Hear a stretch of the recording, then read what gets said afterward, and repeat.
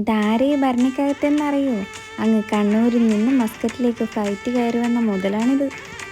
ഉപ്പിലിട്ട മാങ്ങ നല്ല ചോറിൻ്റെ കൂടെ കഴിക്കാൻ പറ്റിയൊരു ഐറ്റം ഉണ്ടാക്കിയാലോ?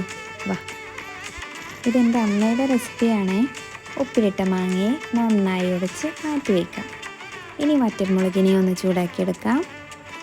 ഇനി ഒരു ജാറിലേക്ക് തേങ്ങയും വറ്റൽമുളകും പിന്നെ ഉപ്പിലിട്ട മാങ്ങയുടെ നീരും ചേർത്ത് നന്നായി അരച്ചെടുക്കാം. ഇനി പേസ്റ്റ് മാങ്ങയിലേക്ക് ചേർത്ത് കൊടുക്കാം. നന്നായി മിക്സ് ചെയ്ത് ഇനി കടുകും വറ്റൽമുളകും കറിവേപ്പിലയും തേങ്ങയും ചേർത്ത് താളിച്ചൊഴിച്ചു കൊടുക്കാം.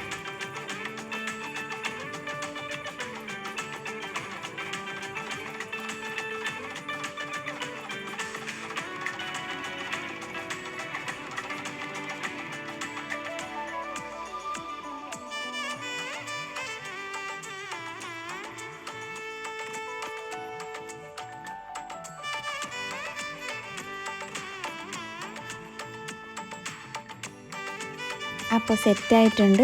വേറെ ഒന്നും വേണ്ട, ഇത് മാത്രം മതിയാകും ചോറുണ്ണാൻ. ഉപ്പിലിട്ട മാങ്ങയുണ്ടെങ്കിൽ കഴിക്കാത്തവർ ഒന്ന് ട്രൈ ചെയ്ത് നോക്കിക്കോട്ടോ.